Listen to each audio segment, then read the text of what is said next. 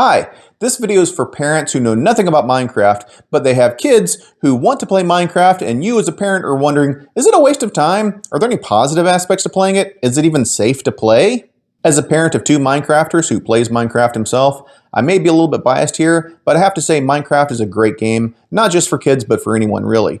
But, and this is a huge but, there are some safety issues online and with other types of play for certain types of kids. Let me explain. You'll probably want your kids to start off with survival peaceful mode. That way they can just learn how to play without having to fight what are known as hostile mobs, which can be really upsetting for kids of a certain age. These hostile mobs, such as skeletons and spiders and zombies and creepers and endermen, they can hurt your kid's character in the game. And since the game is a first-person style game where you are immersed in the world, some kids have trouble separating themselves from the game when they're in the game.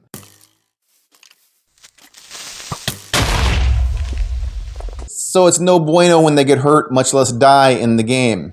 So start out playing in plain old vanilla survival peaceful mode, and they won't have to worry about these mobs. They won't have to worry about their health going down, nothing like that. They can just worry about building, walking, learning how to play the game, learning what not to do, learning that you don't just walk over a cliff or walk into lava. The easier things you'd learn in the game.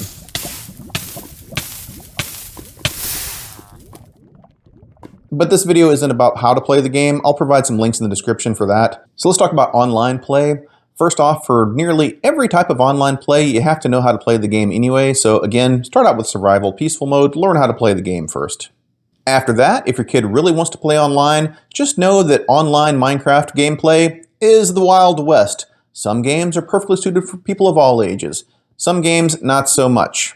One particular issue with online play is griefing. Now, for adults, this may not be that big of a deal, but for kids, this can be devastating. Imagine you're playing in an online world. You've been playing for weeks. You've built up your base. You've gathered all kinds of wonderful items. You've built all kinds of wonderful things. You have this gorgeous base. You've really decked it out with all kinds of color-coordinated things, and it's really beautiful. And then someone comes in, slices you down with their sword. You're then tumped over on the side, looking around. You can't move because you're dead, but you can see what's happening. They're stealing all your valuable stuff. And then, here's the worst part, they destroy your base. They either vandalize it beyond repair, they set it on fire, they just destroy it, and your kid is left there dead watching it unfold. All of their weeks or months of hard work gone in a matter of seconds. And usually with chat messages from that person who's doing the killing, just making fun of them and calling them all kinds of bad names. There are videos online of kids having complete meltdowns that this happened to.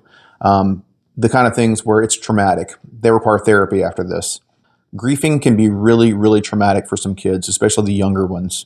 So I would avoid that. I would avoid having them play in any kind of realm or any world that allows them to do that. So circling back on this, if you do decide it's okay for them to play Minecraft, and we'll get to the positive and negative aspects of Minecraft later, for the safety reasons, start out in survival peaceful mode. Learn how to play the game. Then from there, try easy mode out. See if they can handle the easier mobs. See if they can handle loss. See if they can handle having their stuff blown up by a creeper nearby. See if they can handle dying in the game. If they can't, don't play online. But if they can, fine, great. If they find it fun to be shooting at skeletons and things like that and slicing them up with their swords and things like that, great. However, if they don't like this, go back to peaceful mode and they can just stay in there. That's fine too. But if they do like it, great. Move up to normal mode, hard mode even. Even though I personally don't like hard mode or hardcore mode, but that's just a personal preference. Two more quick notes when it comes to safety. Minecraft can be extremely addictive for some kids, so you'll probably want to set time limits up front. Make it a reward, not a right.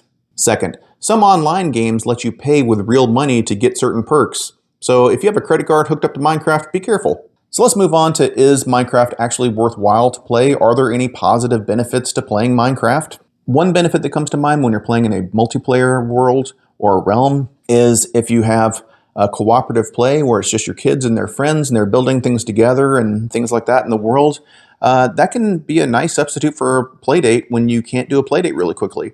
Like if you just want to play for a half hour at night, they can do that.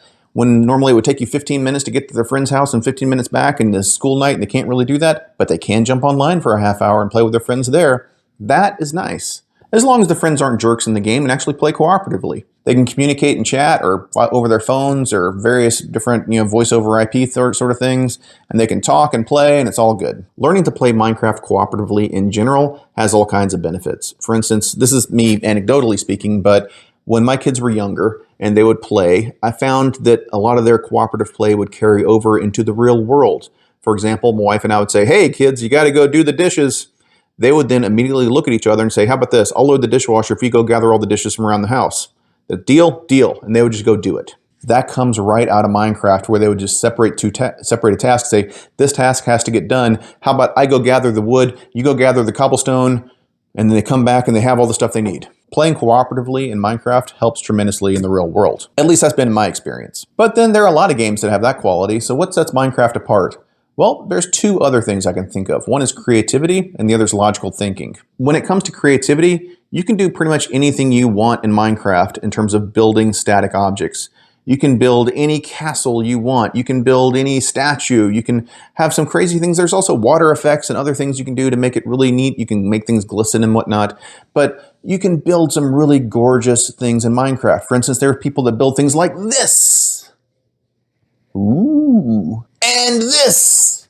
Ah. In other words, you're only limited by your imagination. You can build all kinds of things, and it's a great outlet for that. As for logical thinking, there are two ways I see that Minecraft helps build logical thinking skills. The first way is in learning from your mistakes. You build things very easily and quickly in Minecraft. And in doing that, you're going to make a mistake in building. That happens to all beginners. A pretty standard beginner mistake is building a house that's too small, or building a farm that doesn't have room to expand. With Minecraft, you can learn from those mistakes and fix them. Other kinds of mistakes, like accidentally walking over a cliff, you learn not to do that again. Lots and lots of mistakes are made in Minecraft. So mistakes are made, you learn from mistakes, and you carry on. And this is a wonderful life skill, learning from your mistakes. Another bigger and more important, in my view, aspect of logical thinking gained from Minecraft is the whole concept of, I can get this if I have that. For example, I can get an enchantment table if I have 4 blocks of obsidian, 2 diamonds, and a book. I know that's a crazy example, but it follows the, to get this, I need that mentality. And that mentality is huge. Humor me for a minute here. Let's think back to high school geometry, where you had to prove something like this. Given ABC is an isosceles triangle, AM and BN are angle bisectors. Prove that AM is congruent to BN. Non-Minecraft kids like we were in high school probably would pick away at this and they'd eventually figure out something and there you go. But Minecraft kids with the to get this, I need that sort of mentality would say, hey, to prove that AM and BN are congruent, I can do that if I can prove that triangles ANB and AMB are congruent. Well, since triangle ABC is isosceles, angle CAB is the same as CBA, and since AM and BN are angle bisectors, then angle MAB is the same as angle ABN. Now we have these two triangles, and since AB is the same as itself, we know they're congruent triangles by angle side angle. Thus, AM is congruent to BN. Notice I blew past the proofy part of that. The reason is the most important part is the realization, to get this, I need that. To get these two things are congruent, I can get that if I can prove these two triangles congruent.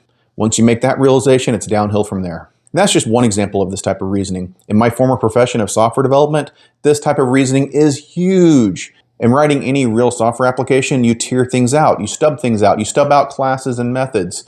You would make what's known as a walking skeleton where everything can be run through easily, and then you kind of fill things in later. To get this whole application, I'm going to need this, and I'm going to need this, and this, and this, and this, and this. So you stub all those things out, then you start filling them in later. And this type of thinking isn't just limited to geometry proofs and software development. Anything that requires logical thinking would use this type of thinking in some way. To get this, I need this. Well, to get this, I'm going to need this other thing. To get that other thing, I'm going to need this. And I know how to get that. That sort of thing is huge. So yes, I believe Minecraft can be very beneficial for kids. As long as they don't get addicted, they start out playing survival peaceful mode, are mature enough to handle loss and even death in the game, and don't start charging your credit card left and right. Now, I'm going to say this really quickly for any person out there that thinks, peaceful mode's for wusses, why would you ever do that? I play in peaceful mode. You think, oh, I'm a wuss. I've killed every mob in the game, other than the warden. I haven't killed the warden yet just because I don't really want to. 2 hours later. I just like peaceful mode. That's just me. It's more fun. And that's the cool thing about Minecraft. There's no wrong way to play it. You don't have to fight in Minecraft. Whatever you like to do, that's what you should do. It's a great game that way. Before I go, there's one other quick thing about Minecraft. I've been saying survival peaceful mode all this time. I say it's survival peaceful because there's an alternative to survival known as creative. In creative mode, you have everything in the game from the start. You want to build a castle out of diamond blocks? Go for it. You can do that. There are people that play nothing but creative mode because they love building wonderful structures. There's some really, really beautiful things people have built online with creative mode. Creative mode has got a lot of fans. Not as many as survival, but it has a lot of fans. In fact, there's one online game I used to play with my kids that's nothing but creative mode, and you're told you have 5 minutes, build an owl, or build a moose, build a chicken. And people would have 5 minutes to go in creative mode and build a chicken, and they get a bunch of yellow blocks and orange blocks and brown blocks for feet and things like that, and they go build a chicken and get the best chicken they can build in 5 minutes. But even in online games like that, you think, oh, that's nice, people can build chickens. What's the big deal? Because you're not limited in what you can build, and sometimes people just build out letters that say things that are anti-Semitic or worse, or they'll build 2 stick figures in a... Did I mention the online world is the Wild West? Yeah. That's about all the advice I can give to parents of potential Minecrafters. If you have any advice you'd like to give, please drop a comment below. I'll also provide some links in the description to useful blogs and websites and other things that where other people have other perspectives on this for parents, and also a few links on how to get started with Minecraft. Hopefully you can come to a family decision that you're all happy with. And if you do let your kids play Minecraft, don't cheat yourself. Play as well. It's a fun game. Anyway, that's all I have. I hope this helps. Thanks for watching. Cheers!